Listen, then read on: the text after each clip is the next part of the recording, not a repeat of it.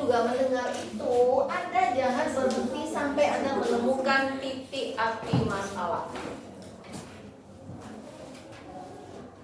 Apa titik api masalah?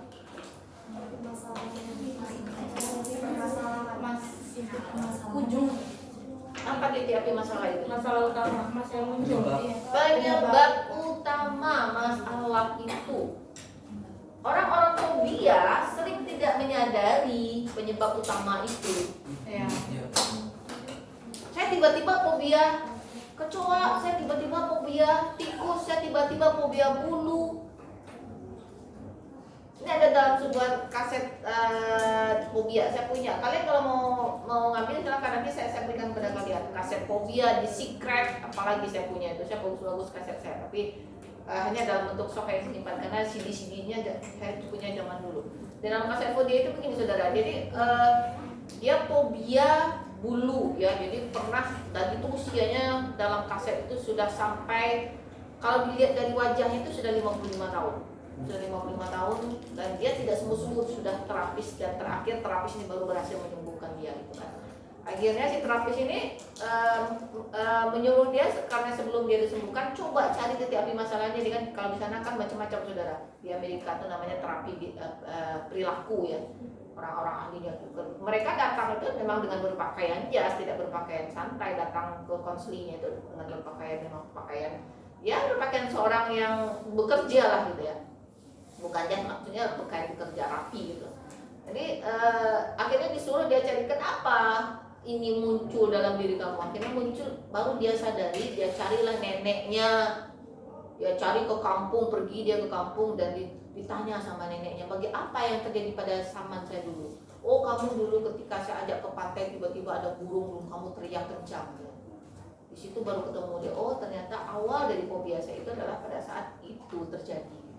Nah, ini sering tidak disadari saudara. Anda jangan sampai berhenti ya, berhenti mendengar ini sampai Anda menemukan titik api masalah. Nah, nanti bagaimana? Ya, dengan teknik-teknik itu. Itu yang disebut dengan mendengar tadi saudara. Mendengar itu Anda harus tidak hanya mendengar suaranya, menganalisa suaranya, tapi mengamati perilakunya. Ya. Perilakunya dari ujung rambut sampai ujung kaki. Itu yang mendengar. Banyak orang memanipulasi keadaan, memanipulasi verbalismenya. Kalau Anda tidak hati-hati, maka Anda terjebak dengan gayanya dia. Misalnya dia, banyak orang, dia sebenarnya masih sangat mencintai saudara, tapi mulutnya bicara saya benci banget dengan dia, padahal hati jauh di lubuk hati yang dalam cintanya masih 100% misalnya kan. Banyak orang gua nggak suka ya kan, itu yang konfrontasi itu. Saya sudah melupakan dia Bu, tapi tangannya begini-begini gitu, atau ya saya sudah melupakan dia Bu kan. Ya. Dari sorot matanya gimana itu, udah melupakan atau bagaimana gitu kan? Benar nggak kamu sudah melupakan gitu kan? Saya sudah melupakan dia kok. Udah cukup bagaimana? Apakah benar-benar itu sudah melupakan? Belum sebenarnya. Nah itu ya mendengar ya. Jadi itu kata kunci dari mendengar. Ada pertanyaan dengan mendengar? Jika Anda melakukan benar-benar seperti yang kita bicarakan hari ini, tentu Anda akan mendapatkan sebuah proses pemahaman. Ya. Memahami dengan sungguh-sungguh terhadap apa yang terjadi pada si konseling. Oh, kayaknya ini dia sudah kayaknya dia lebih banyak menyalahkan orang lain daripada dirinya sendiri. Kayaknya dia tidak menyadari sesuatu yang terjadi itu bukan karena kesalahan semua orang, tapi juga karena diri dia sendiri. Oh, sepertinya orang ini adalah orang yang memang bla bla bla bla. Disitulah muncul sebuah generalisasi kesimpulan berdasarkan hasil mendengar tadi. Ya, kalau Anda bisa memahami dengan sungguh-sungguh, tentu meresponnya secara tepat. Merespon apa? Terkait dengan apa menurut kalian merespon itu? Bisa dalam bentuk diagnosa Anda. Tadi ibu mengatakan ibu bahagia dia menikah lagi, tapi wajah ibu menunjukkan wajah yang sedih. Bagaimana ya? Ibu mengatakan bahagia dia menikah lagi, tapi mata ibu berkaca-kaca. Bagaimana ya? Ya kan? Itu merespon kita satu. Nah, saudara, kalau kita bisa mendengar dengan sungguh-sungguh, tentu kita juga bisa memahami dan kita merespon itu dengan tepat, saudara. Alur dari sebuah proses layanan konseling itu seperti air mengalir. Tapi kalau Anda tidak melakukan mendengar dengan baik, memahami dengan baik, maka dia bolak-balik nanti. Karena konseling akan muter-muter untuk memanipulasi tadi. Ya. Anda sudah mengatakan bahwa misalnya tadi aku mengatakan bahwa salah satu misalnya gini, misalnya ibu menyadari, saya sudah menyadari bahwa itu bagian dari kesalahan saya, tapi nanti dia dorong lagi orang yang penyebab dia menjadi masalah, gitu kan? Nah, mutar lagi, gitu kan? Jadi harus ada step by step. Ketika dia mutar lagi, kunci lagi. Maka tadi sudah kita bahas ini bahwa ibu akan melakukan seperti ini. Kunci aja lagi. Jadi jangan mutar ke belakang, mutar ke belakang lagi. Jadi kalau ada bisa ya mendengar, memahami, maka tentu merespon Anda seperti air mengalir saja sampai kepada perumusan tujuan. Oke, sudah tentang 3M? Ya, silakan. Terkadang kan ada konseling yang pengen hanya didengar, ada yang datang itu hanya butuh validasi aja gitu dari kita. Kadang-kadang dia tuh nggak butuh saran. Kadang-kadang ada yang kita kalau misalnya curhat ke teman juga, udah nggak butuh dikasih saran, nggak butuh diajak muter gitu.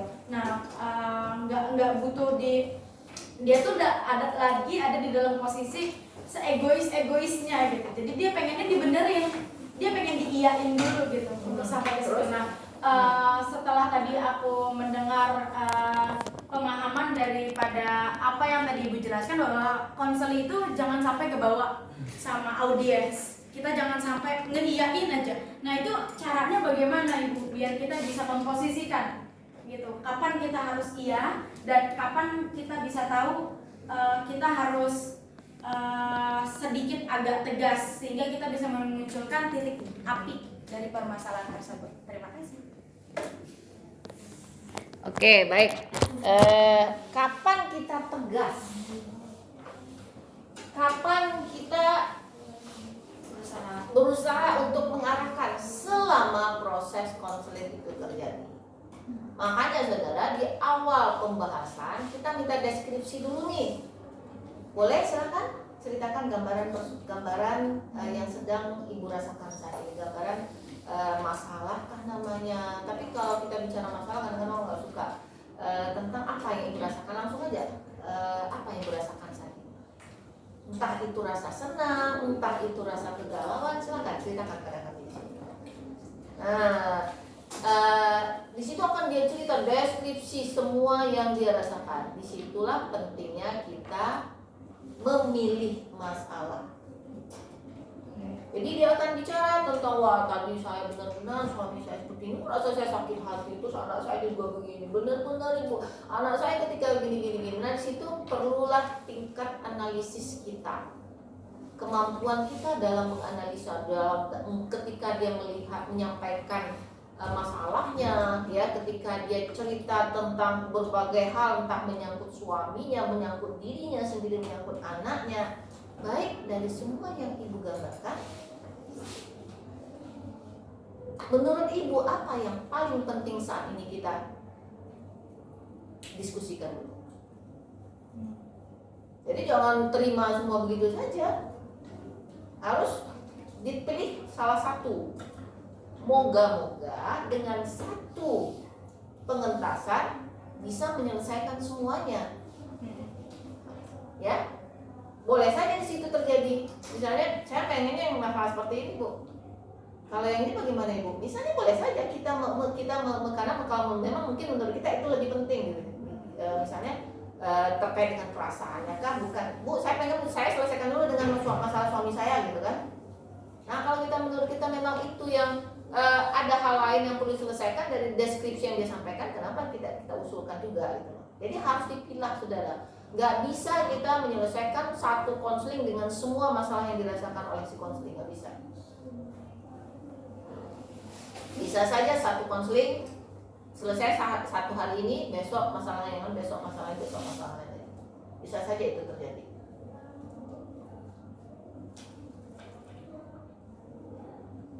Ya, oke, ada lagi? Ada lagi tentang 3M, mendengar, memahami, dan merespon. Ibu lagi. Apa ada teknik khusus gitu dalam melakukan 3M tersebut? Ya, itu nanti yang teknik dasar layanan konseling itu yang akan kalian terapkan nanti semua. Kan sudah ada kan? Dalam bukunya, apa itu penstrukturan? Apa itu pertanyaan terbuka? Apa itu refleksi? Apa itu konfrontasi? Apa itu perumusan tujuan? Apa itu pemberian nasihat? Ajakan memikirkan yang lain? Peneguhan hasrat? Keterampilan itu aja kalian bisa terapkan, luar biasa kalian itu. Makanya namanya keterampilan dasar. Oke, sekarang saya minta dulu, penstrukturan itu apa? HP-nya dimatikan dulu ya. Penstrukturan itu apa menurut kalian?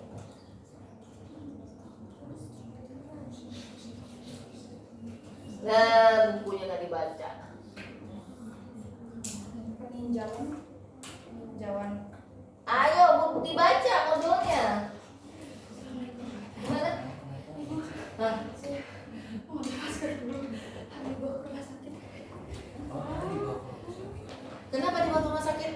Tambah sesak nafasnya. Lalu buk saya mesti. Dimatiin dulu, matiin dulu.